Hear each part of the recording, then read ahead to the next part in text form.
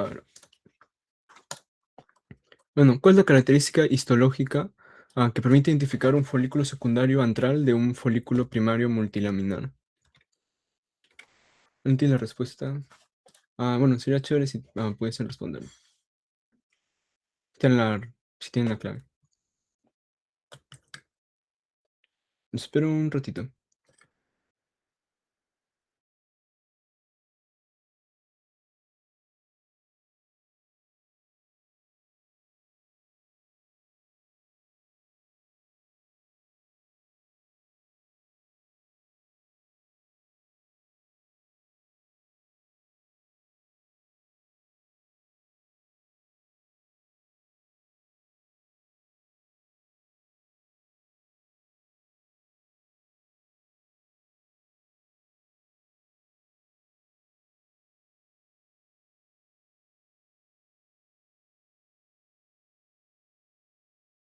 Ya me han dicho la formación de cavidades llenas de líquido entre las células de la glándula. Sí, está bien, esta es la respuesta. Recordemos que el ovario tiene, bueno, los folículos, mejor dicho, existen 4 tipos de folículos. Ah, el folículo primordial, primario, secundario y terciario o de Graf, ¿está bien?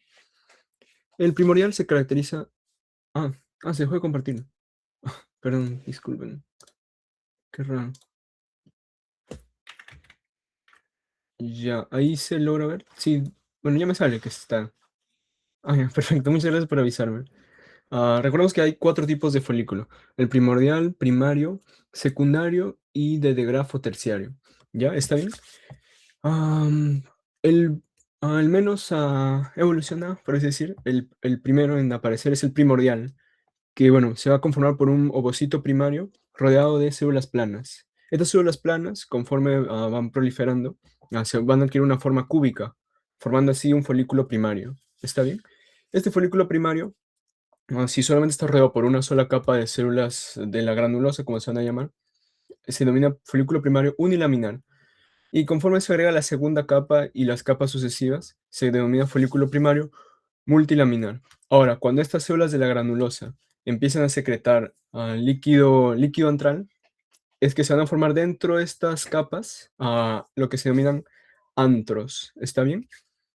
Ahora, eso es lo que nos preguntan, eso es lo que nos están haciendo en esta pregunta. ¿Cómo diferenciamos un folículo secundario de un folículo primario multilaminar? Básicamente por la formación de cavidades llenas de líquido entre las células de la granulosa. La disposición de las células de granulosa en múltiples capas, esto se refiere a la diferencia entre el primario unilaminar del multilaminar. La presencia de una zona pelúcida bien definida alrededor del ovocito, eso se delimita en la etapa de folículo primario. La diferencia inicial de células del estroma en una teca folicular. Esta diferenciación sucede también durante la etapa de folículo primario. Pero no hay, ya debería existir uno durante el folículo secundario. Ya debería existir tanto una sola pelúcida bien diferenciada, así como una diferenciación de la teca. Ahora, continuando entonces, vamos con la siguiente pregunta. También sería chévere si me pudiesen contestar. En el contexto de la esteroidogénesis ovárica, ¿cuál es la función principal de las células de la teca interna bajo la influencia de la hormona luteinizante?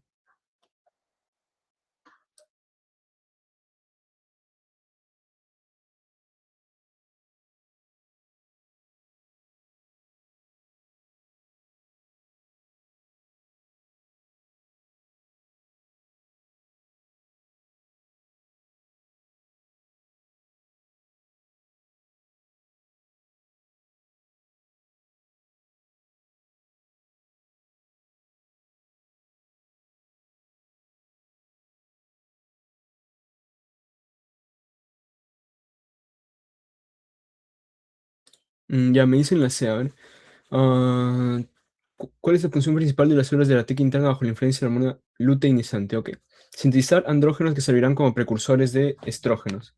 Ajá, está bien, esta es la respuesta. Ahorita vamos a ver por qué. Secretar grandes cantidades de progesterona antes de la ovulación. La síntesis de progesterona principalmente se asocia a las células de la granulosa. ¿Está bien? a conver- Convertir esta testosterona en estradiol mediante la enzima aromatasa. La aromatasa más bien hace lo contrario, convierte los andrógenos en estradiol. Sintetizar andrógenos que servirán como precursores para los estrógenos. Sí, esa es la respuesta. Recordemos que el folículo, aparte del ovocito primario que va a contener, también está conformado por las células de la granulosa y las células de la teca. Esa teca se va a dividir en dos, una teca interna y una teca externa. La teca interna va a ser la secretora de hormonas, va a ser una capa de células a la cual se va a especializar en la síntesis de andrógenos. Estos andrógenos, gracias a la enzima aromatasa, posteriormente se van a poder convertir en estradiol.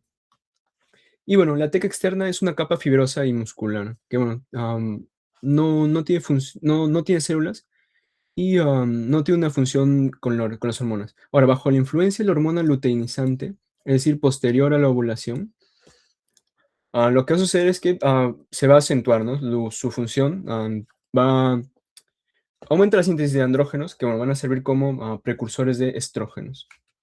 Muy bien, nos han dicho C. El siguiente que tenemos es la pregunta 3. Tras la ovulación, ¿qué transformaciones sufren las células de granulosa para convertirse en células granuloteínicas?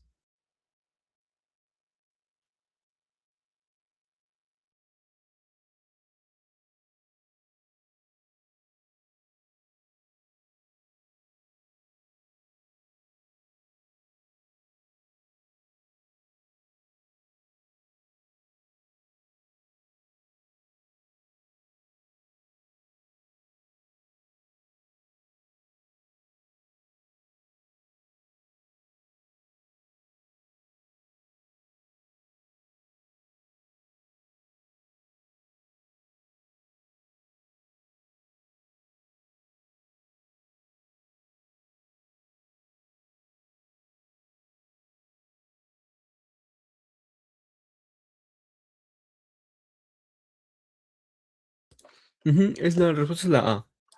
A ver, recordemos. En el día 14 del ciclo menstrual, ciclo hormonal femenino, sucede el pico de la hormona luteinizante en el día 14. Este pico de hormona luteinizante va a inducir la ovulación, es decir, la expulsión por parte del ovario hacia las trompas uterinas del ovocito primario, del ovocito secundario ya. Ahora, este pico de LH no va a ser únicamente, su función no únicamente va a ser la expulsión del ovocito, sino también inducir a las células del folículo que se mantuvieron dentro del ovario a convertirse en el cuerpo lúteo. Ahora, como recordamos, como en la anterior pregunta les dije, este folículo está formado por ovocito, que ya se liberó posterior al pico de LH, por las células de la granulosa y las células de la teca. Entonces, gracias al estímulo de la LH, las células de la granulosa se van a convertir en células granuloteínicas y las células de la teca interna se van a convertir en células tecoluteínicas. Ahora, estas células de la granulosa, bueno, granuloteínicas ya, convertidas, van a tener la característica de que se van a aumentar de tamaño y van a volverse un poco más claras. Estas regiones más claras de la célula van a ser inclusiones lipídicas que bueno, básicamente están compuestas por colesterol, que como sabemos es precursor de la progesterona. En cambio, las células tecoluteínicas, ah, si recuerdan de su teoría, son células un poco más chiquitas que las granuloteínicas y se encuentran sobre todo en la periferia del cuerpo lúteo. Sufre una rápida división mitótica para rellenar el antro folicular colapsado. Bueno, esto no es una característica de estas células. Se transforman en células ciliadas para ayudar al transporte del líquido folicular, tampoco. Se convierte en células secretoras de hormonas. Migran hacia la médula ovárica por unirse a las células intersticiales. No. Las células que se mantuvieron del folículo se van a convertir en células del cuerpo lúteo, posterior al pico de LH. Por eso se llama hormona luteinizante, porque va a convertir el folículo en el cuerpo lúteo. A ver, en una, uy, perdón, en una paciente nulípara, ¿cuál es el destino histológico del cuerpo lúteo si no ocurre la fecundación? Muy bien los que han dicho en la anterior pregunta. Vale. Esta es la pregunta número 4, si no me equivoco. En una paciente nulípara, ¿cuál es el destino histológico del cuerpo lúteo si no ocurre la fecundación?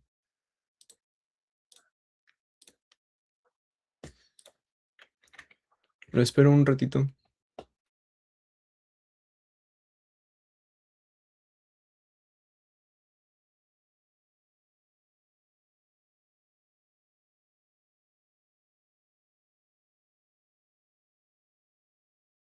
Ya habrás me han respondido. La respuesta es la B. Sí, muy bien. A ver, recordemos que posterior a la ovulación, se va a formar el cuerpo lúteo dentro del ovario de la mujer. Ahora, sin embargo, de forma normal, debido a una ausencia de estimulación hormonal, posterior a las 2 semanas posteriores a la ovulación, posterior a estas 2 semanas, este cuerpo lúteo va a tener que degenerar a través de un proceso llamado luteólisis. Eso es lo que debería suceder de forma normal. Es decir, posterior a la ovulación, van a pasar 2 semanas enteras donde el cuerpo lúteo se va a encontrar dentro del ovario, y posterior a ese, el cuerpo lúteo debería degenerar, es decir, frenar su producción hormonal de estrógenos y progesterona. Sin embargo, la variación se va a encontrar en el caso de que se dé la fecundación y la implantación. En estos casos, este trofoblasto, como ustedes ya han visto en embriología, va a empezar a secretar gonadotropina crónica humana. Esta gonadotropina crónica humana es lo que va a inducir al cuerpo, bueno, va a inhibir la luteólisis, es decir, va a mantener el cuerpo lúteo para que así éste pueda continuar formando hormonas. Ahora, lo que nos preguntan es, ¿cuál es el destino histológico del cuerpo lúteo si no ocurre la fecundación? Es decir, de forma normal. Involución y formación de una cicatriz tejido conectivo llamado cuerpo albicans. Expulsión a través junto con el flujo menstrual, no. Reactivación medida por estrógenos, no.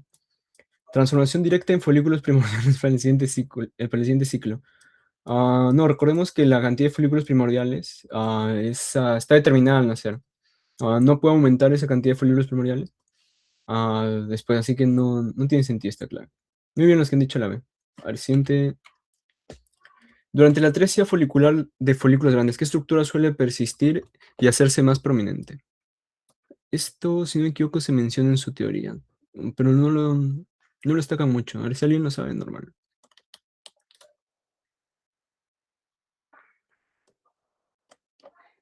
Les espero un ratito.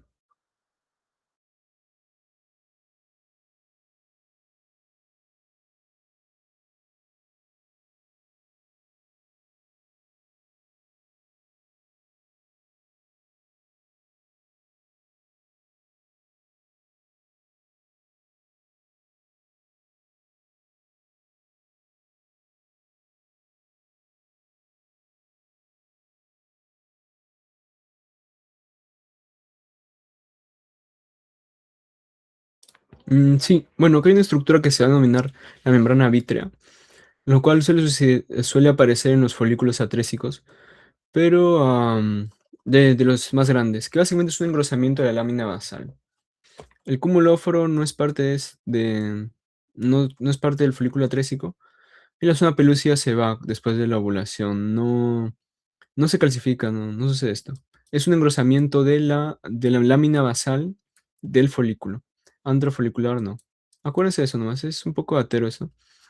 Pero básicamente es una estructura que aparece en los folículos atrésicos, especialmente los de mayor tamaño. Ahora, ¿cuál es la función primordial de las células secretoras del oviducto? También unos minutos para que contesten.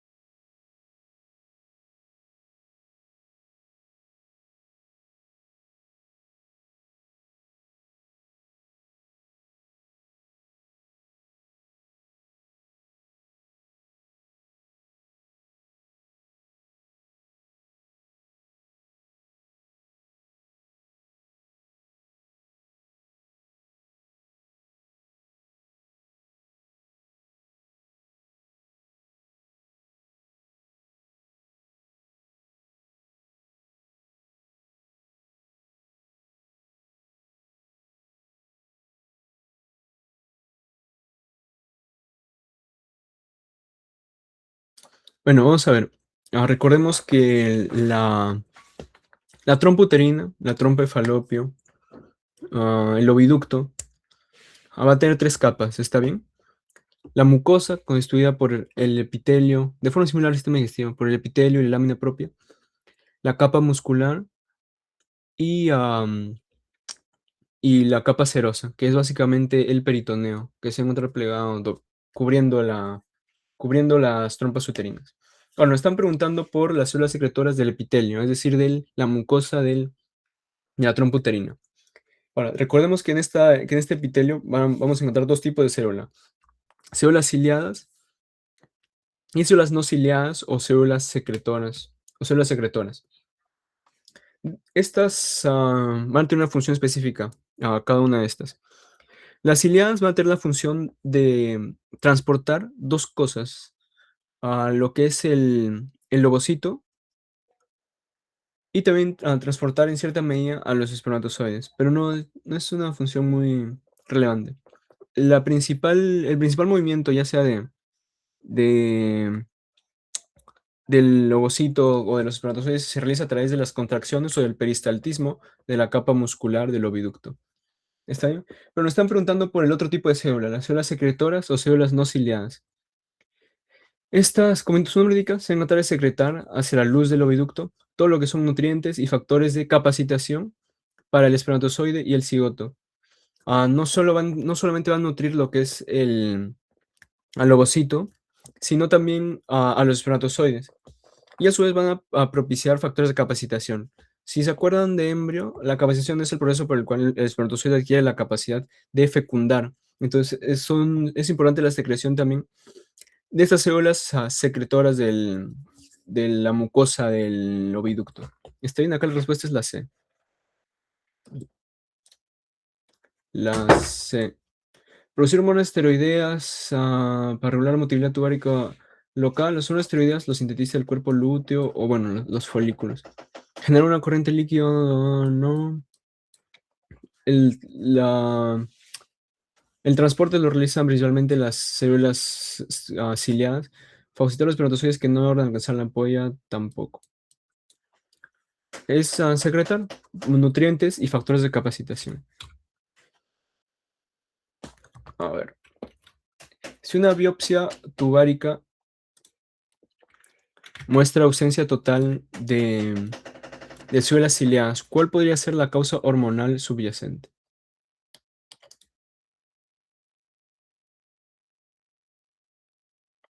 Los espero también un momento. Si tienen dudas, me avisan nomás.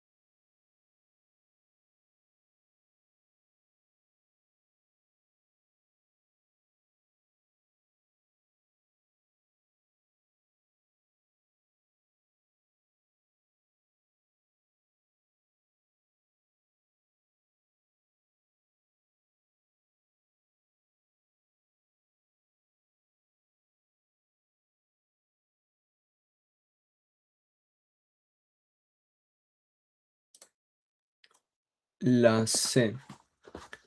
Sí, muy bien. Es una deficiencia prolongada de estrógenos. A ver, volviendo al ciclo hormonal femenino. Mejor dicho, más que menstrual. Am, bueno, este ciclo va a tener influencia en todos los órganos del aparato reproductor femenino, ¿está bien? Va a tener repercusión en el ovario, en la trompa, en el útero, especialmente en el endometrio, y en la vagina o cuello uterino. En todo, en todo va a afectar.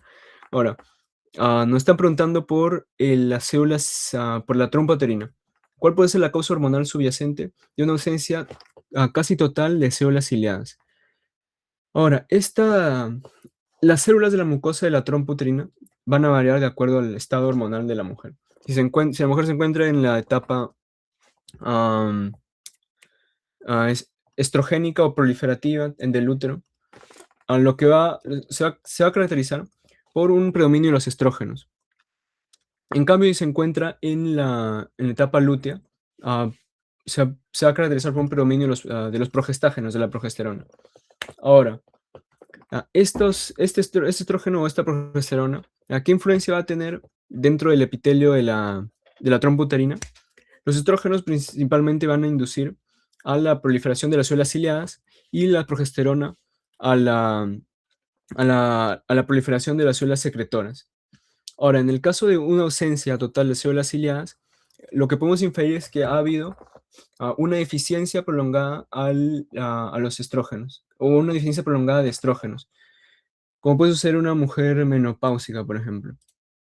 Ahora, a ver, inhibición de la prolactina por parte del hipotálamo. La prolactina no tiene una función dentro de la regulación del epitelio de la trompa uterina. Un exceso de progesterona durante la fase lútea. Bueno, eso explicaría una proliferación anormal de células no ciliadas, más que una ausencia de células ciliadas. Una deficiencia prolongada de estrógenos, esta es la respuesta. Y niveles elevados de gonadotrofina crónica humana. Eso sería en el caso del embarazo, pero no es la causa de que haya ausencia de células ciliadas. Ahora, siguiente pregunta. ¿Cuál es el estado meiótico del ovocito de un folículo de Graaf justo antes del pico de LH? Uy, esto también olvidé de mencionarlo. Espera. Si tienen la respuesta, lo escriben en el chat, por favor.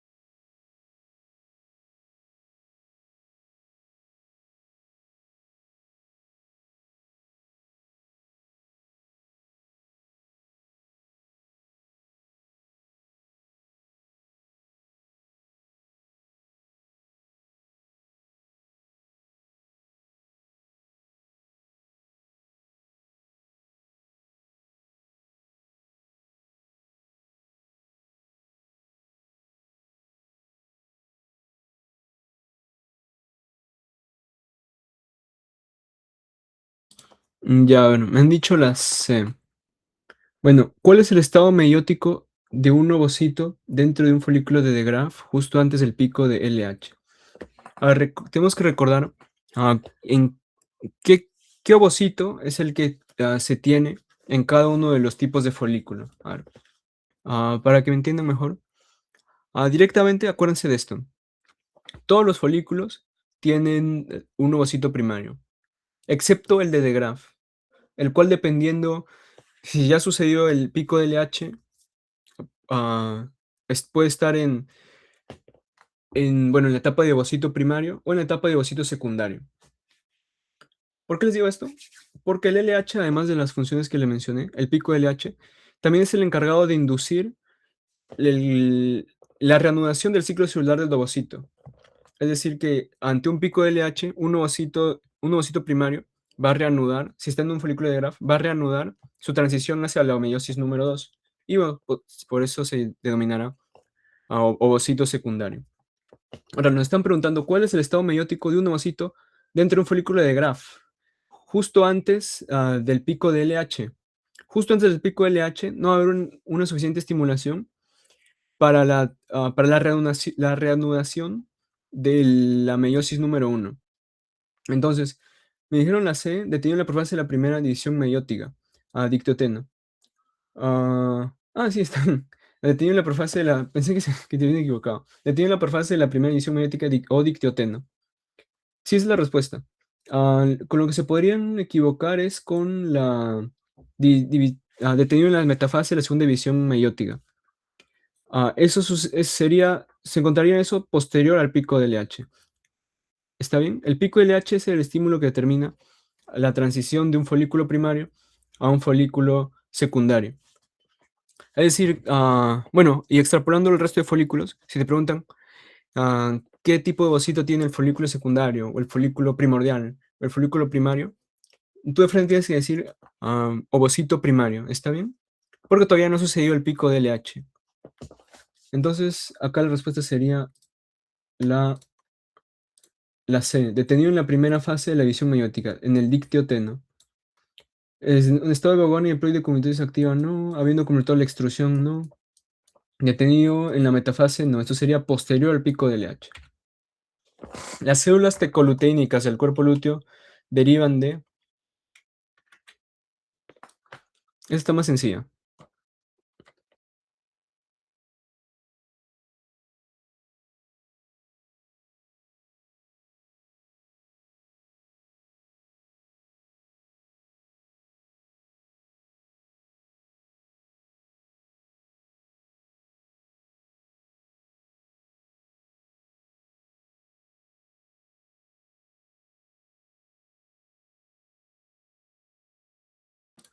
Ajá, muy bien. De la teca interna. Con lo que se pueden confundir es con la teca externa. ¿Está bien? Esa teca externa no va a conformar lo que posteriormente va a formar el cuerpo lúteo. Recordemos también que no tiene células esta teca externa. Son bandas fibrosas. Son bandas fibrosas y células musculares. Ahora, uy, ya. Está en su nombre, ¿no? Tecolutínicas son las células del cuerpo lúteo derivadas de la teca. Pero no ambas capas de la teca, solamente la teca interna. Las células de la granulosa formarán las granuloteínicas. El epitelio generativo de la superficie no, solo el mesenquimatoso del esternón medular tampoco. A ver, siguiente pregunta. ¿Qué factor liberado por el embrión mantiene vivo el cuerpo lúteo si ocurre la implantación? Ya, sí, ya les dije. A ver, ¿cuál es? ¿Quién diga la respuesta? Lo acabo de mencionar. Ajá, la gonadotropina crónica humana, posterior a la implantación. A ver, ¿cuál es la disposición de las capas musculares en la pared de las trompas uterinas?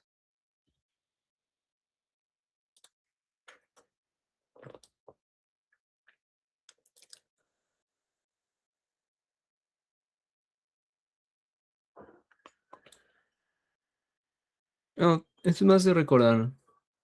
Ah, ajá. En todo el tracto, bueno, en el aparato reproductor femenino, las fibras musculares tienen la misma disposición que en el sistema digestivo, ¿no? Cile, circular interna y longitudinal externa. Una capa circular interna y una longitudinal externa. Una sola capa de músculo liso, ¿no? Tres capas longitudinales cruzadas, ¿no? Longitudinal interna y circular externa, no. Esto es propio del aparato urinario, está bien de los uréteres. El lesi, ¿cómo se diría? Pero este es del aparato urinario. Dentro de la vagina, de las trompas uterinas, del útero, va a haber una capa circular interna y una longitudinal externa. Pero eso sí, la longitudinal externa va a ser la que va a predominar. Va a ser más, más gruesa, ¿no? Va a tener mayor función dentro del aparato reproductor femenino. ¿En qué etapa de la división celular se detiene el ovocito secundario? Justo después de la ovulación, es decir, justo después del pico LH. Entonces se lo acabo de explicar. En la metafase de la meiosis número 2. Acuérdense de los dos puntos de...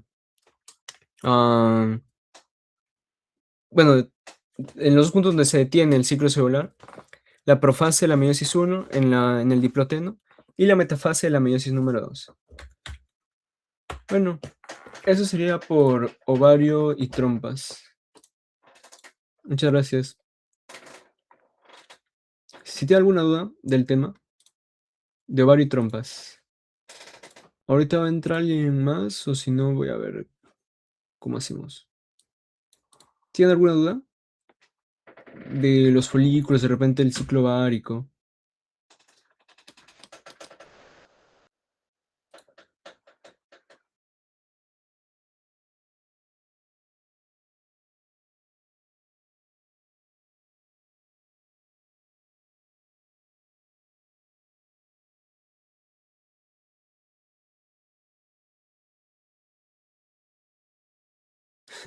Un primario multilaminar de un secundario. El secundario, perdón, también va a tener varias capas de células de la granulosa, pero va a tener estas células de la granulosa van a empezar a secretar sustancia antral, matriz antral, también es leído. Pero ya, y esta secreción de líquido va a hacer que existan espacios entre las células. Estos espacios se van a denominar antros.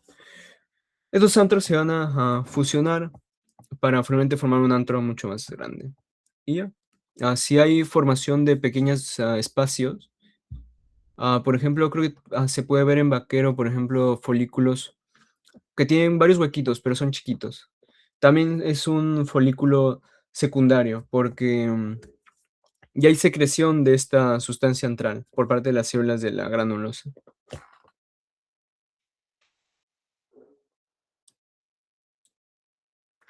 ¿Alguna pregunta adicional?